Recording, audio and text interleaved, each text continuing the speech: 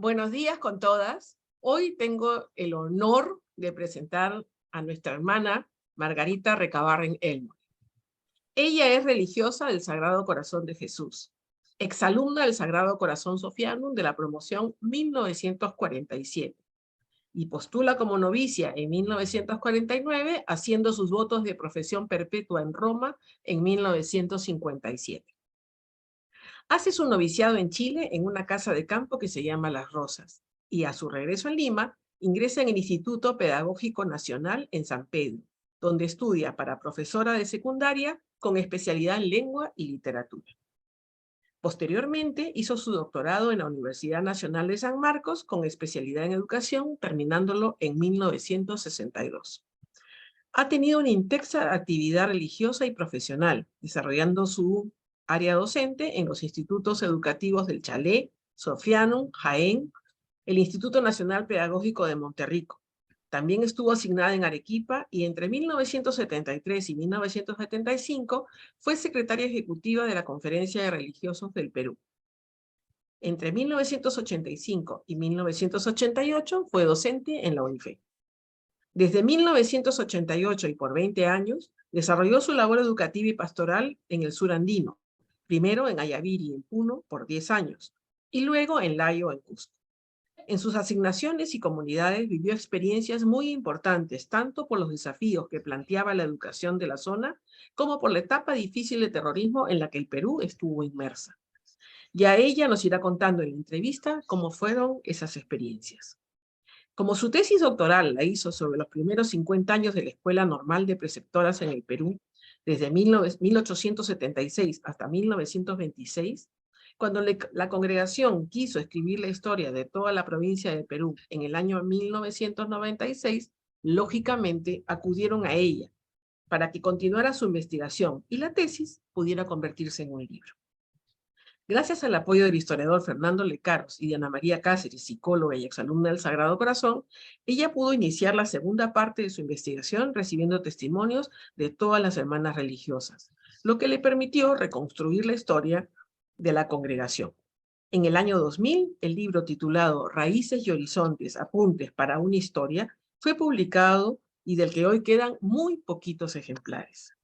Su labor en la congregación y en las zonas del Perú en las que ha vivido ha sido muy intensa, llenando su espíritu de experiencias que será muy interesante escuchar ahora. Buenos días, Madre Margarita. Es un Buenos honor, días, Buenos días, Marcel. contar contigo y que hayas aceptado esta entrevista. Muchas gracias. La verdad que te lo agradezco mucho, pero sobre todo yo quiero tanto a nuestras antiguas alumnas que cualquier cosa puedo hacer por ellas. Lo sabemos, Madre Margarita. Eres un ejemplo para nosotros. Y entonces vamos a empezar la entrevista haciéndote la primera pregunta que le hago a las religiosas. ¿Cómo te decides a ser religiosa del Sagrado Corazón? ¿Cómo fue esa vocación? ¿Cómo llegó a ti esa vocación? Cuéntanos un poquito de esa etapa. Bueno, dicen que cuando yo era chiquita, y sí me acuerdo, cuando hice la primera comunión yo decía que iba a ser monjita, pero después me olvidé. Cuando estaba en segundo de media, con la hermana Marita Velochaga, que hablando de la vocación, a mí me dio mucha rabia porque yo decía, pero si Dios no te la da, ¿por qué no vas a poder tenerla tú? Pero después se me pasó. En quinto de media, cuando estaba haciendo retiro, nos quedamos a dormir algunas de las de quinto de media, y era como las 6:30 de la tarde, y la Madre Masa, yo le dije, quiero confesarme. Y la Madre Masa se acercó a decirme que quiere confesarte. Y entonces yo, que no tenía ganas de confesarme, sino solamente era una manera de decir, fui a la capillita de Mater y ahí estaba el padre Urrutia, confesor. Entonces le dije por decirle algo, padre, que creo que tengo vocación. Y entonces él me dijo, bueno, vamos a hacer un discernimiento. Y me dijo, cuando tenga tiempo, se sienta. Y yo me acuerdo clarito, me senté en la capillita de Mater de Sofiano y empecé a poner los pros y los contras de casarme, y los pros y los contras de ser religiosa. Entonces, bueno, yo veía mucho el deseo de servir a los demás, Mis hermanas eran muy entusiastas, mi mamá también, siempre ha servido a todos, pero yo sentía que el tener hijos y tener esposo te limitaba. Y entonces dije, bueno, tengo vocación. Hablé con el padre Urrutia y el padre Urrutia me dijo que sí. Mi mamá no creía. Entonces me dijo que fuera al confesor de ella, el padre Bautista, en San Pedro, eran los jesuitas que estaban ahí. Entonces fui y le digo, padre, buenos días, soy Margarita Recabarre. Y me dice, ¿qué loco te ha traído a ti? ¿Qué? Entonces le digo, mi mamá me manda para que le pregunte si tengo vocación. Entonces él me dice, ¿te gustaría casarte? Sí, padre. ¿Te gustaría tener hijitos? Sí, padre. Entonces, ¿por qué quieres ser monja? Porque quiero ir a servir a más gente que la que podría hacerlo teniendo una familia. Vocación clarísima. Entonces, bueno, seguí mi vida, yo estaba en quinto de media y terminé allí y entonces fui a estudiar a la Universidad Católica, que no había estudios, así, había una especie de cursos especiales para mujeres, que era un año. Estuve allí y al año siguiente, o sea, el año 49, ya me fui al noviciado. Mis papás me decían que me quedara un año más, pero yo la verdad que tenía clarísimo que me iba a ir. Y esa suerte tuvimos. Yo viajé con la hermana Tere Benavides, porque el noviciado estaba en Chile.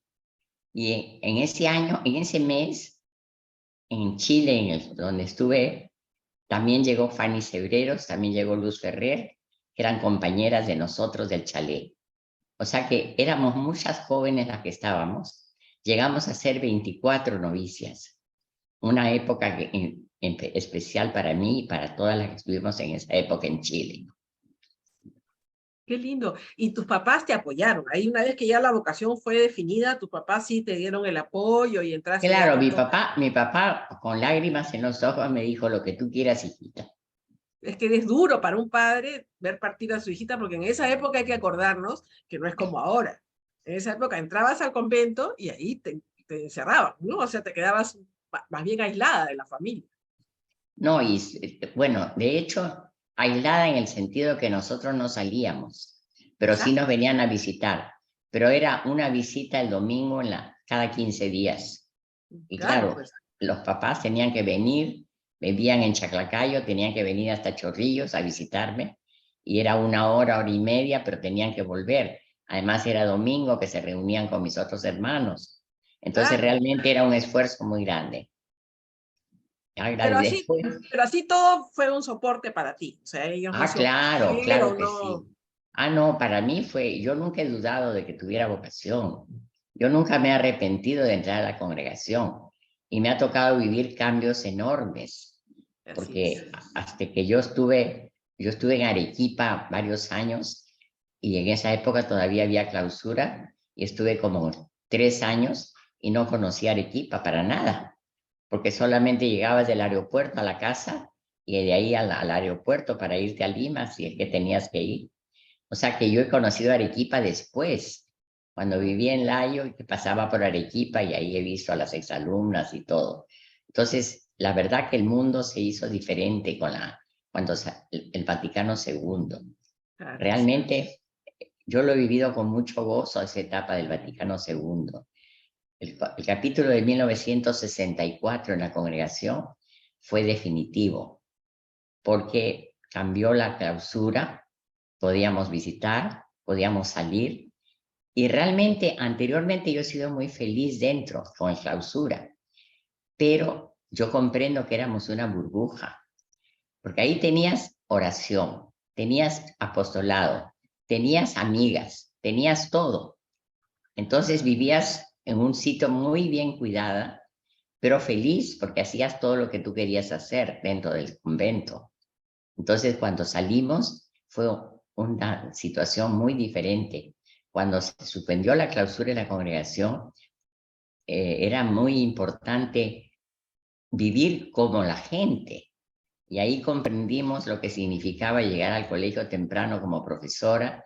Ahí entendimos qué significaba subirte al micro, que no hubiera espacio. O sea, muchas cosas entendimos y eso nos permitió después buscar posibilidades de ir donde no había nadie. Y ahí también ha habido un momento de dificultad, porque las exalumnas de esas épocas no nos entendieron porque nosotros no supimos explicar. O sea, fue un cambio radical en Y yo muchos también, aspectos. yo, En yo, yo muchos, estuve en esa época y lo sentí, porque claro, nos sentimos desplazadas, nos totalmente, desplazaron, totalmente, olvidadas. Y así fue es. muy duro para nosotros, fue muy duro, porque incluso dentro de la congregación, algunas hermanas no estaban muy de acuerdo con los cambios. Entonces yo creo que la manera de vivirlo para mí fue muy gozosa, pero también con mucho tacto, con mucho tino. Y era muy difícil hablar explicando qué cosas vivíamos porque cada uno lo vivía a su manera y tampoco sabíamos exactamente qué queríamos vivir. O sea, queríamos vivir sirviendo a más personas. Queríamos vivir acercándonos a los pobres. Y cuando se decidió cerrar Trujillo, porque no había personal para que fuera, realmente después, en esos mismos días que se decidía que ya no iba a funcionar el colegio de Trujillo, el ministerio dio unas plazas, porque se había postulado para que la escuela gratuita tuviera plazas pagadas por el Estado, lo cual abarataba las pensiones. Entonces, justamente cuando nosotros habíamos decidido, apareció esa otra alternativa. Todas las primarias tenían apoyo del Estado para funcionar como colegio parroquial. Entonces, realmente la congregación sintió que eso era de Dios y fuimos a Arequipa y justamente las canonesas querían fundar un colegio. Y entonces, ellas, perdón, no las canonesas, sino las dominicas. Entonces, ellas alquilaron el colegio y nosotros le dimos el nombre y el local. Y no tuvimos tiempo de explicarle mucho a las antiguas alumnas de Arequipa. Y eso para ellas fue un golpe y para nosotros también fue muy fuerte. Pero para explicarte un poquito lo que yo sentía era que cuando yo estaba en Arequipa, yo estaba de directora y entonces las exalumnas venían a vernos, pero sus hijos no estaban en mi colegio, porque ponían a los hijos en el Roosevelt o en el no era Roosevelt, se llamaba, no me El acuerdo, alemán, pero había dos colegios, uno que aprendían alemán y uno que sí. aprendía en inglés. ¿Ya? Ujú. Entonces ellas, yo decía, qué graciosas, nos quieren mucho para visitarnos, pero a sus hijas, porque en esa época no era mixto, a sus hijas las ponen en colegio diferente. Entonces lo que quieren es otra cosa, de amistad nomás. Entonces eso me consolaba a mí, pero la verdad que fue muy fuerte para todas nosotras. Tiene que haber sido un periodo muy difícil porque todas ustedes también vivían los cambios en una forma abrupta, ¿no? No era tan sencillo. La vida que tenían de pasar de estar protegidas a pasar a la calle, como dices tú, no fue una cosa fácil para ninguna, porque no estaban ni preparadas para eso. Así es. Y como bien dices, tampoco se explicó, ¿no? Y al no explicarse, nadie lo entendió. Voy a retroceder un poquito al inicio de tu vida, cuando comienzas a Ya. estudiar, a prepararte, a formarte. ¿Cómo enfocabas tu misión desde ahí, desde donde estabas? No con los cambios, sino previo a los cambios. ¿Cómo enfocabas tu misión como religiosa? ¿Qué era lo que tú querías, aparte de servir a muchas personas, qué era lo que tú querías conseguir de las personas, de las exalumnas? ¿Qué era lo que querías hacer? Bueno, yo quería sobre todo servir a Jesús. Y según la congregación, la Santa Madre lo que quiere formarse es mujeres que transformen la sociedad. O sea, que la hagan más humana, más cristiana, menos egoísta. Y Magdalena Sofía escoge a la mujer porque en esas épocas las mujeres no estudiaban, pero tenían mucha influencia en la familia, en los esposos, en las personas de que trabajaban en sus casas, en sus hijos. Entonces era la manera indirecta de modificar la sociedad y de hacer una sociedad menos injusta, más cristiana, más humana. Y yo creo que eso es lo que fundamenta nuestra vida en la congregación. Porque por eso a mí me importa muchísimo acompañar a las personas que han egresado del colegio. Cada una que busque lo que necesita, porque es muy importante tener un lugar donde conversar, donde reanimarse, donde de repente buscar juntas momentos difíciles. Por ejemplo, a mí me encantaría que hubiera en la asociación reuniones, por ejemplo, de las que son psicólogas, de repente las que trabajan para el Estado, porque yo imagino que debe ser muy difícil para una persona honesta trabajar para una empresa o para un Estado que sabes que hay corrupción y que si renuncias tu familia, ¿cómo sufre? O sea, yo conozco gente que ha renunciado porque no quiere ser cómplice, pero son personas que tienen un respaldo. Conozco un abogado que se dio cuenta que en el lugar donde estaba había mucha trampa, diríamos. Entonces habló, en ese momento tenía 2 hijos universitarios y su esposa trabajaba.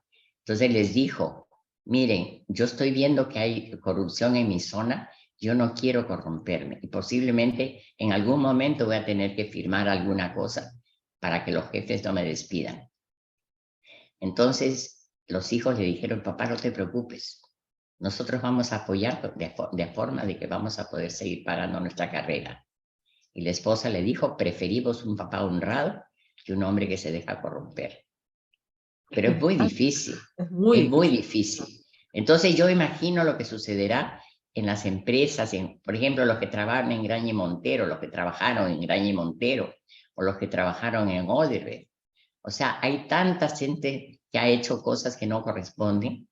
Entonces yo siento que como que la asociación hace años, yo apoyo mucho la asociación y estoy tratando de ponerla en evidencia en la provincia. Y a sí me gustaría, por ejemplo, que las que trabajan para el Estado se reúnan, que las economistas se reúnan, de diferentes generaciones, para que conversen, para que lleguen cómo puede su profesión servir al Perú, cómo puede su profesión ser más humanitaria.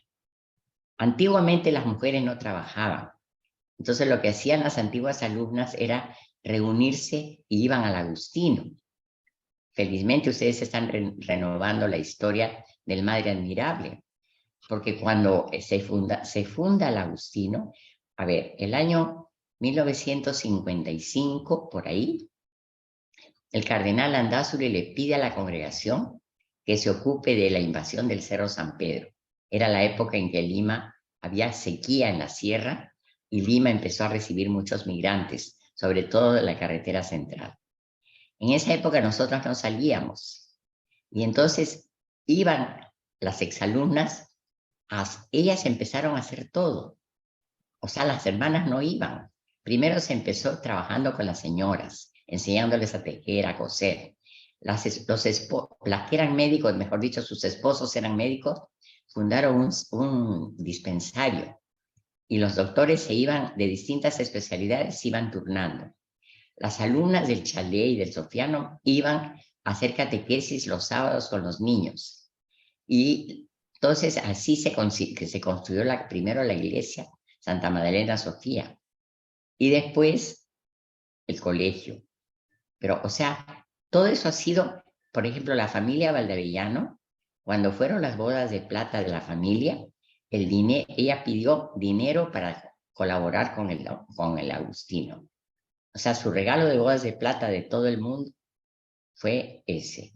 Y lo mismo hacían las exalumnas, participaban en Escala Regala y en otros juegos que había en la televisión para conseguir donativos. Una de las veces en Escala Regala les pidieron que Chabuca Granda, que estaba en Francia, hiciera una música. Y Chabuca Granda hizo un vals en francés. Y salió y ganaron. Otra vez dijeron que querían que Chabuca Granda viniera al canal. Chabuca Granda viajó de Europa y cantó y también ganaron. O sea, había esas tareas en Escala Regala una vez a la semana. Qué lindo. Entonces, todo eso, ¿qué significaba?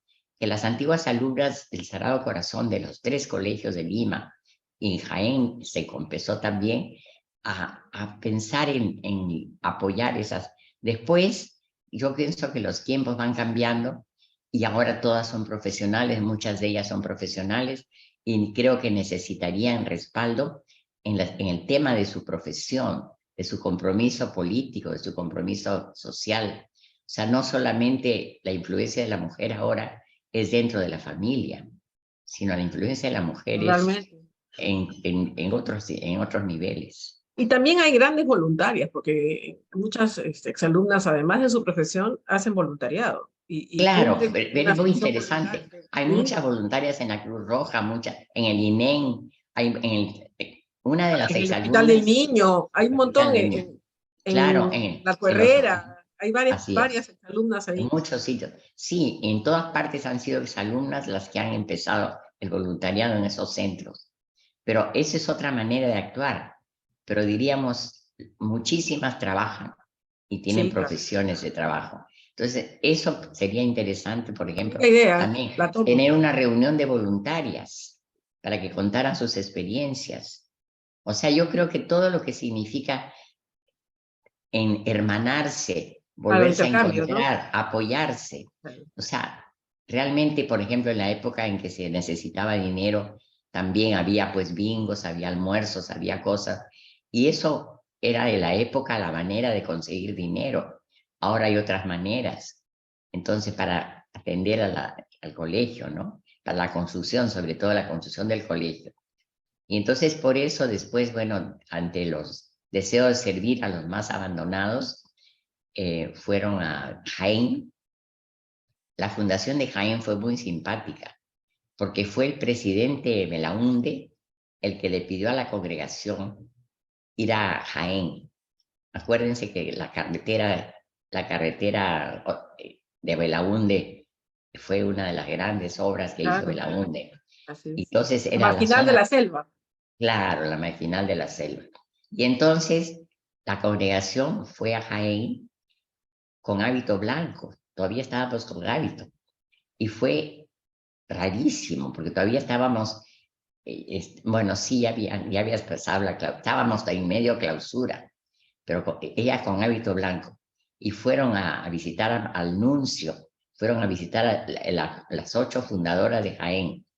Y llegaron a una oficina, a una casa pequeña que les dieron, que alquilaron, y después, poco a poco, fueron construyendo el colegio, que ahora tiene también un Colegio cetro muy hermoso.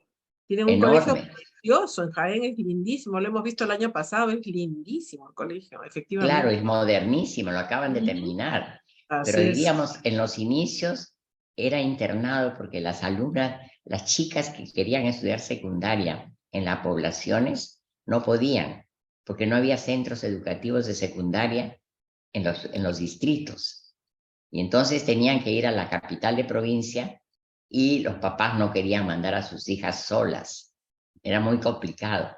Entonces la mayoría de las mujeres de esa época no estudiaban, terminaban tercero de primaria, cuarto de primaria y se quedaban Imagínate. allí. Qué Entonces por desafío, ¿no? eso, claro, entonces Belaúnde lo que quiso fue fundar un internado de mujeres y fue lo que nos pidió. Y ahora ya es un colegio mixto, Lilian Crosby ha sido directora, Paquita Tamayo ha sido directora, en mí, tiene mucha vida. Exacto. Y entonces era eso, ¿no? Fuimos a Jaén en ese momento. Después en otro momento, en esa misma etapa, fuimos a Bambamarca, porque estaba Lilian, Pilar Cardó y otras personas que querían ir a la sierra. Silvia Alfaro también y otras. Entonces, la hermana Fanny Cebreros era la provincial, les dijo, busquen pues. Fueron a hablar con Monseñor Damer, que era obispo de Cajamarca, viajaron y les pareció muy interesante. Primero estuvimos en Perlamay, perdón, no me acuerdo el nombre, de una que estaba más cerca de Trujillo, que era más baja. Y después fueron a Bambamarca, y ahí trabajaban, ya no había clausura, y ahí estuvo la madre Martínez Cañabate, estuvo también Ana María Serra, estuvo la madre Rojas Marcos, y realmente sigue todavía Bambamarca, y ahora tienen un CETPRO que se ha afiliado a Fe y Alegría. O sea, las hermanas siguen trabajando allí, pero está en la red de Fe y Alegría hace poco. Se ha Qué firmado un bueno, convenio. Buenísimo, porque eso da un buenísimo. aporte muy grande, una Así es. parte muy grande. Y también en Trujillo, bueno, fue interesante porque la fundación de Trujillo es muy interesante. Se fundó en Arequipa. Entonces, las familias trujillanas, ¿cómo es posible que en Arequipa haya y en Trujillo no haya? Entonces pidieron a la congregación fundación. Arequipa se fundó el 47 y el 49 fueron unas laicas Sí. como delegadas de la congregación. La directora era una exalumna nuestra y 2 o 3 amigas también exalumnas de la Normal de Monterrico. Y entonces ellas iniciaron. Y el año 51 llegaron las hermanas. Y ahí estamos también en el colegio, había escuela y había colegio. Y con el momento del cambio para nosotros, se fusionó la escuela con el colegio. Y entonces al principio también hubo muchos desencuentros con exalumnas y con familias. Pero felizmente todo se ha arreglado y ahora el colegio es mixto. No, no es mixto. No, es de Es mujeres, ¿no? es de mujeres y porque los papás no quieren y tampoco es necesario, y tienen piscina, y tienen juegos, y tienen cosas interesantísimas. Nos mostraron Entonces, en diciembre tuvimos una reunión del primer viernes y nos mostraron todo el colegio, alucinante, todo lo que han hecho, buenísimo. sí, muy interesante. Madre Margarita, Entonces, tengo sí, una pregunta. Tú eres la historia hablada y escrita la Sociedad del Sagrado Corazón en el Perú. Cuéntame un poquito cómo fue ese proceso de búsqueda de información desde el año 1876 hasta hoy, de búsqueda de información, de generar este libro precioso que tienes con toda la historia. Dame un poquito de conocimiento sobre cómo fue el proceso, con quiénes te apoyaste y cómo terminó, ¿no? ¿Qué es lo que hay? ¿Qué bueno, es lo que aquí les es? traje el libro porque Marcela me pidió que lo traiga, que se llama Raíces y Horizonte, apuntes para una historia, porque en realidad esto no es una historia. Para mí esto es un recoger archivos. Realmente, como decía Marcela al principio en la presentación, yo fui a estudiar en San Marcos y cuando terminaba la carrera no sabía sobre qué investigar y hacer tesis. Y la madre María Josefa Ustara, que tal vez ustedes han oído hablar de ella, que era la directora del pedagógico, me dijo, mira, el pedagógico va a cumplir 50 años y no conocemos cómo nació. Entonces, no, iban a cumplir ya 100 años de fundación. Y entonces empecé a investigar y realmente fui a los archivos porque ustedes saben que la Universidad Católica, perdón, la Universidad de San Marcos funcionaba en el centro de Lima todavía, Sí, en claro. el parque universitario. Y había archivos, nos pedían que hiciéramos investigación en los archivos de la nación. Y entonces yo fui a San Pedro, donde había archivos de la época cuando las hermanas llegaron, porque nuestras hermanas llegaron a lo que se llamaba o sea, lo que había sido la fundación de los jesuitas, que habían sido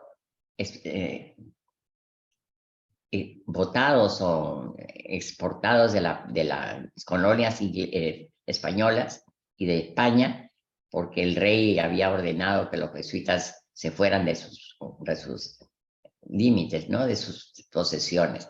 Y los jesuitas se fueron y dejaron este local, el Estado, en esa época era colonia todavía, después el Estado peruano tenía el local, y cuando llegaron estuvieron haciendo diferentes tareas, el local sirvió para diferentes tareas, y el año 1876, cuando llegaron las hermanas por primera vez a Perú, el Estado peruano les cedió el local a las hermanas para que ahí funcionara lo que se llamaba la Escuela Normal de Preceptoras. hasta el año 26 se llamó Escuela Normal de Preceptoras y solamente entraban al instituto alumnas con cuarto de primaria, quinto de primaria, porque no había, en esas épocas las mujeres no enseñaban secundaria, casi no había, eran las universidades. Entonces, interesante ahí, yo revisé todos los archivos que había, o sea, yo he leído todos los papeles que había en la congregación y fuera de la congregación respecto de esos 50 primeros años.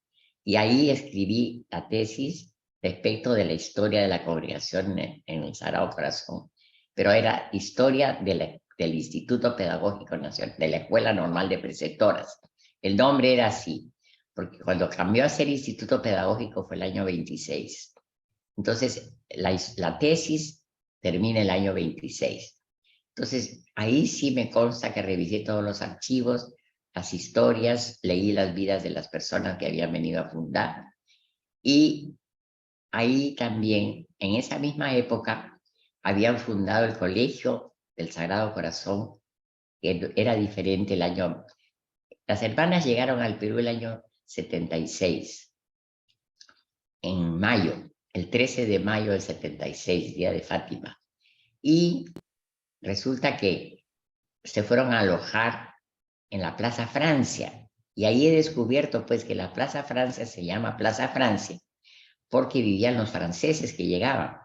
Ahí vivían los padres de los Sagrados Corazones, muy cerca a San José de Cluny, muy cerca a los Sagrados Corazones de Belén, y las hermanas de la Caridad, que también es congregación francesa, tenían un hogar ahí en la misma plaza. Entonces la Plaza Francia es porque había muchas congregaciones francesas. Entonces ellas se alojaron donde las hermanas de la Caridad y estuvieron ahí buscando algo. Y ya, ellas llegaron en mayo y en agosto se inició el primer colegio del Sagrado Corazón con 17 alumnas internas, el primer viernes de agosto, en la calle del Sauce, en el centro de Lima. Entonces ahí trabajaron las 3 hermanas que habían llegado y además algunas chilenas que eran exalumnas de Chile. Entonces eran las profesoras. Como aumentó el pensionado mucho, el número de pedidos de los papás, se trasladaron a la calle de la Amargura, cerca de lo que ahora era la librería Estudium. Y ahí estuvieron más de un año y entonces fueron cuando el Estado inició, porque el Estado nos cedió o sea, para precisar, el año 76 se funda la escuela normal, pero no empieza a funcionar sino hasta el año 78, porque el local no estaba listo. Entonces, cuando se muda, o sea, cuando ingresan a San Pedro, a las primeras normalistas, ahí recién las hermanas se retiran a ese local. O sea, dejan ya la amargura y se van allá.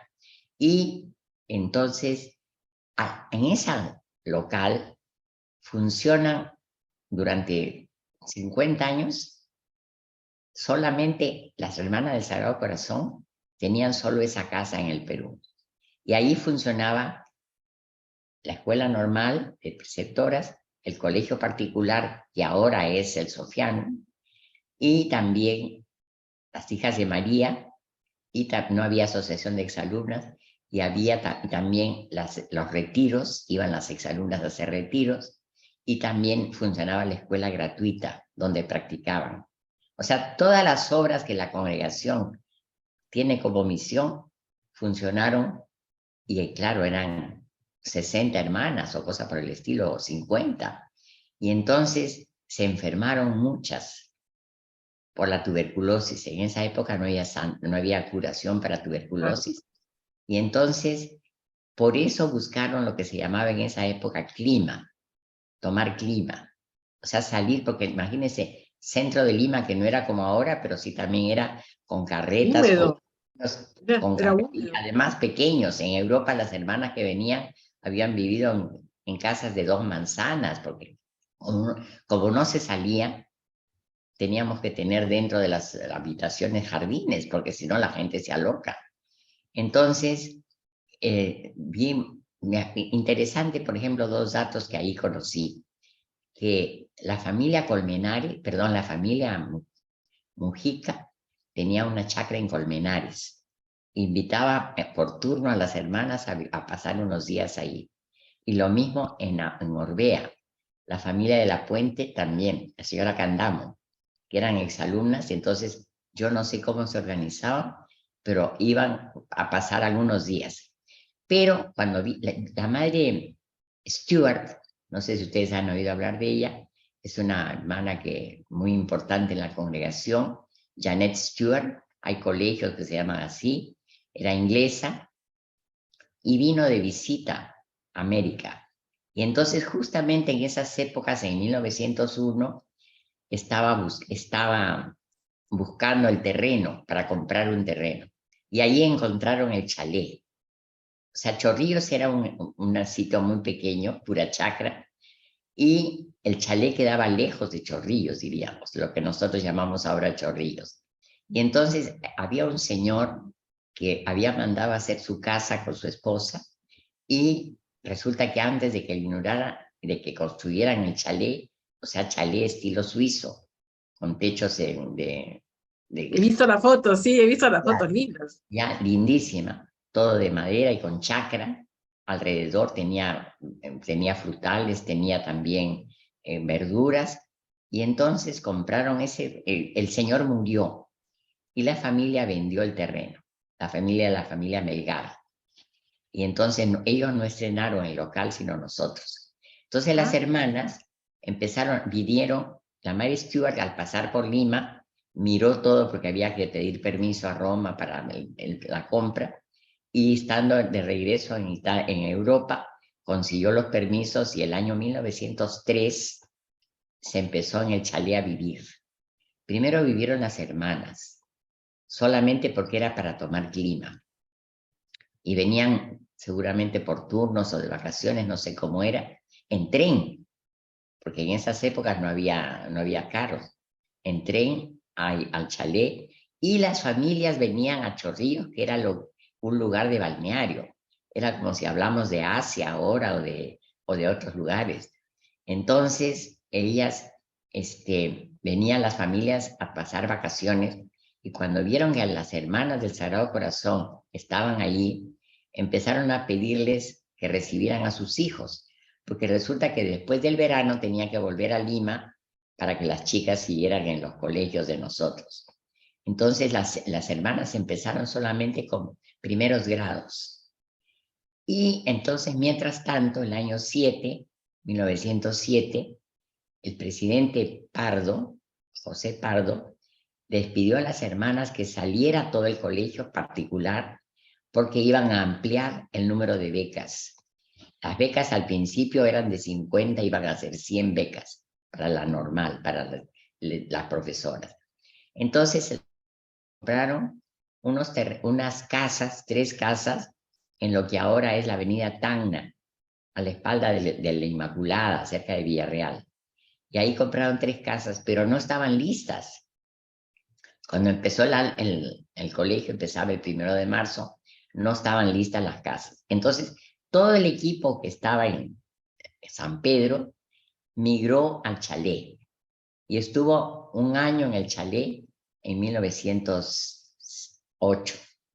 Y el año 1909 inauguran León de Andrade, y se llamaba la calle. Ustedes saben que los colegios de nosotros, siempre el Sagrado Corazón, pero le decimos la calle tal, en la Gran Vía, o es en París, era la calle de la Rue de Varenne. O sea, los colegios del Sagrado Corazón siempre tienen nombre, pero del nombre de la calle donde están. Por eso León de Andrade era la calle en Girón Moquegua, donde estaba. Entonces ahí, después, ya, eso fue el año 1908. 1909 ya ocuparon ese colegio. Y ahí hasta 1942, en que trasladaron al Sofiano. Entonces, el Colegio Sagrado Corazón del Sofiano actual ha sido fundado en 1826. Entonces ya va a cumplir 100 años. Qué bonito. 150 años. 150, 150. 1876, Claro. 150 años. Entonces, un poco por ahí es todo lo que yo investigué en los archivos verdaderos. Pero lo demás, la verdad, yo fui leyendo lo que otras personas habían escrito. O sea, no las fuentes primigenias, sino los papeles que he ido encontrando. Y hay vidas, nosotros en la congregación tenemos la costumbre de escribir la vida de la hermana después que muere, y eso se conserva. Tenemos libros desde 1825 que llegaron al Perú, desde 1876 llegaron, pero hay libros que son desde el 74, o sea, historias de religiosas de la congregación entera. O sea, Magdalena Sofía tenía mucho interés en que se formara las relaciones. Para Magdalena Sofía las relaciones eran importantísimas y eran un medio de evangelización. Y entonces ella procuraba siempre que hubiera una relación interna entre las comunidades. Y una forma de hacernos internacional era escribir las vidas de las francesas, de las inglesas, de las Claro. escocesas, para que nosotros nos enteremos. Pero al revés, las vidas de las peruanas, de las egipcias, para que las demás también vemos. Entonces, eso está archivado, está en la biblioteca de aquí del chalet, están los libros esos que son algunos escritos a mano. O sea, después han sido fotocopiados, pero no había máquina. Entonces escribían todo a mano, cada papel. Era realmente impresionante. Y con plumitas de no sé qué, de pavo o no sé qué, y con tinterillos, sitios de tinta así muy complicada. Entonces, realmente yo esa... Y después, como tú decías hace un rato, ya hablando a partir de los testimonios de las hermanas, y claro, la parte, el libro que tú me estabas preguntando, tiene una parte de historia del Perú, historia de la iglesia e historia de la congregación, para situarnos, porque Claro. la historia no se puede vivir fuera de época. Así es, hay un Entonces, contexto, ¿no? el contexto. Entonces, esa armazón la hicimos con Hernando Lecaros, que era hermano del hermano, y muy cercano a la congregación, que ha fallecido hace 2 años, y realmente un aporte enorme, ¿no? Pero él no quería que le llamaran historia, sino apuntes para una historia. Claro, Algo porque que yo, todavía no se había armado todo el... claro, Solamente se no, lo tenía que está es la que fuente. lo que hemos hecho nosotros no es historia, sino es un recorrido de todo lo que se ha hecho, pero no es lo que científicamente se llama historia. No, Entonces, pues por eso claro, se llama, pero con por eso, cariño.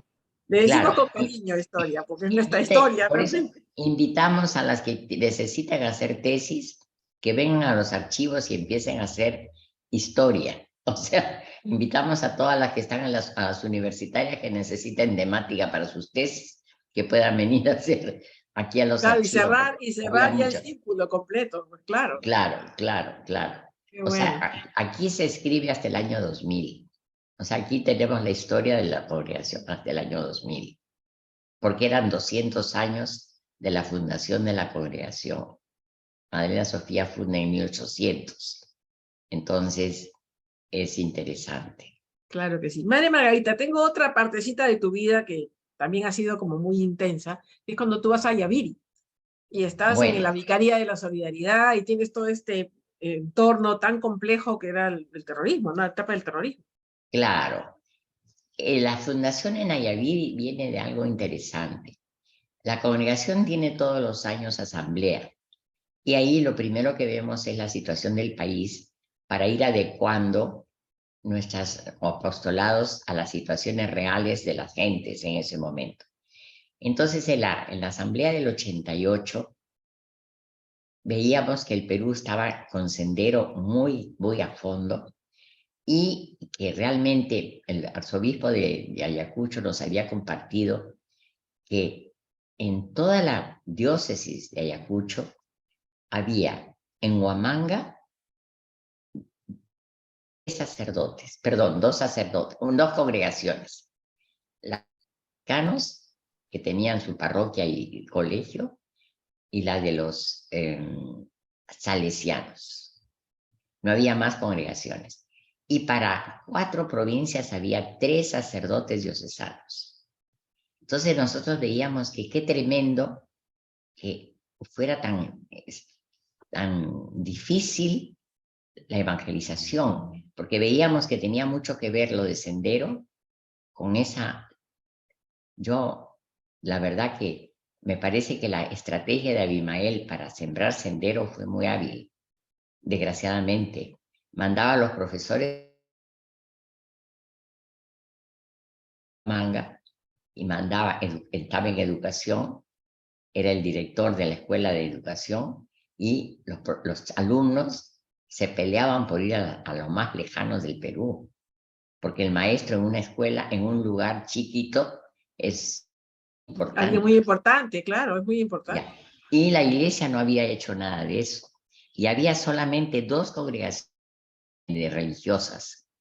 Las dominicas, que tenían un colegio nacional, y las hermanas de la caridad, no, eran las de los ancianos desamparados, que tenían un hogar. Eso era toda la vida religiosa femenina en Ayacucho, en la diócesis. Entonces, nosotros nos sentimos muy impactadas con todo eso y decidimos hacer una fundación en Ayacucho. Pero resulta que en ese momento cambiaron al arzobispo y ya no nos interesaba estar con ese arzobispo porque íbamos a tener problemas. Después, en Abancay también, o sea, en esas zonas había sendero. En Abancay también el obispo no era muy cercano a la congregación y íbamos a tener dificultades.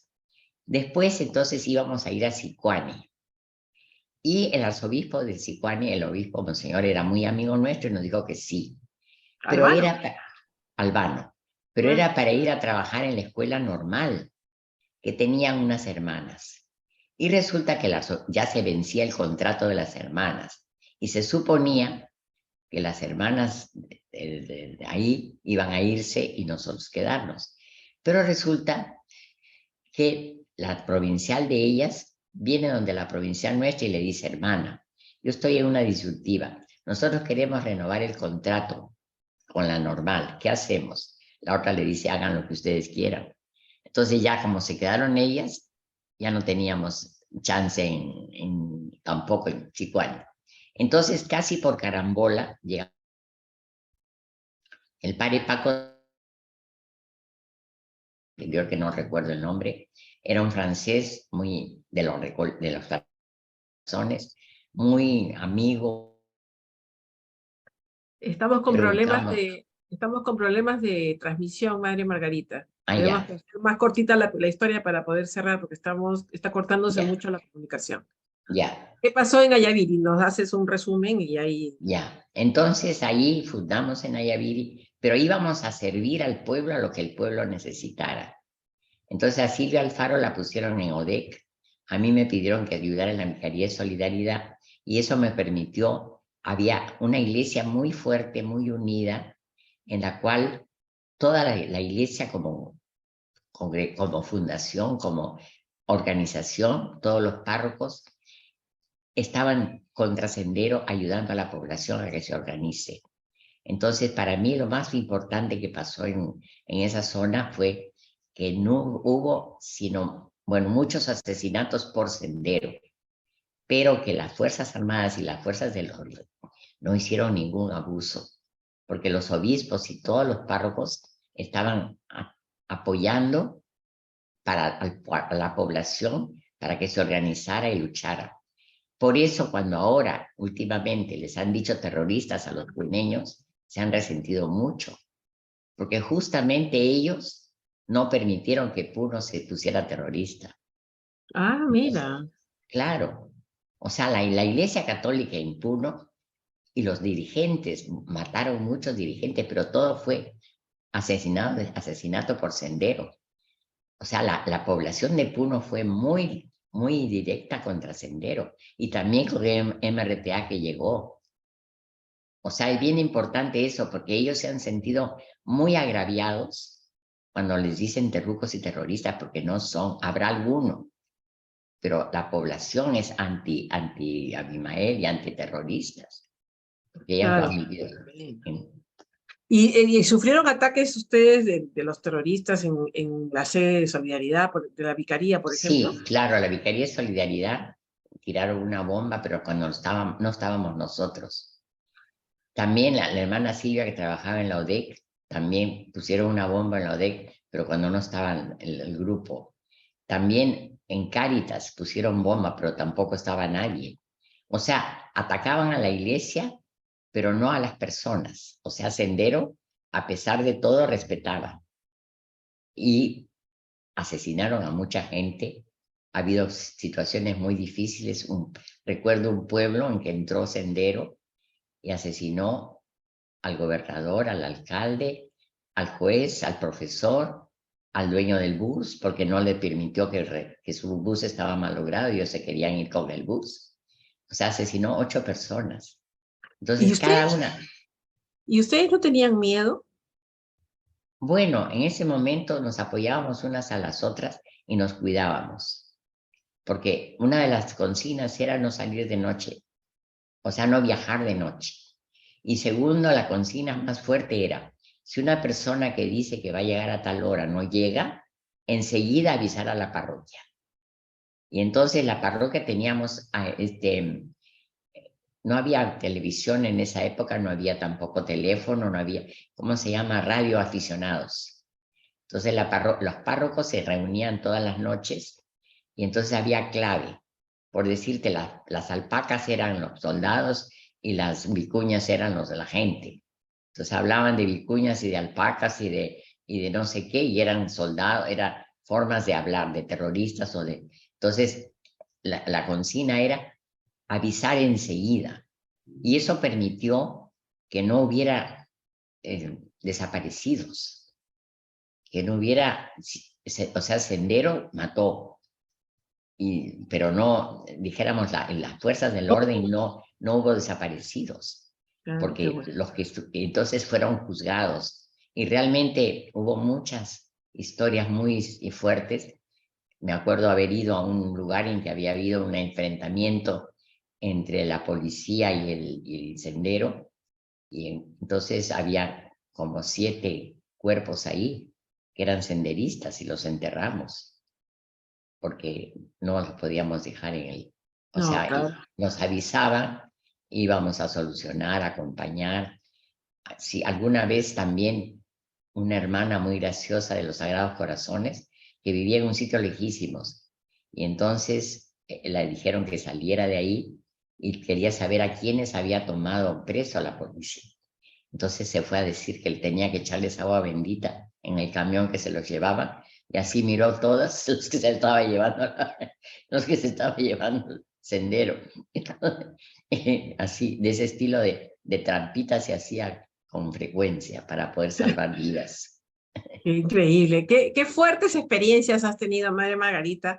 Ya tengo que cerrar la entrevista porque nos hemos alargado más de lo Es que he hablado normal. mucho rato. No, pero lindo lo que has hablado, así que no te preocupes. Suprime nomás lo que No, quiera. no, no, no, no, para nada. Al contrario, es la historia, la nuestra y parte de la historia del Perú también. O sea que no podemos suprimir.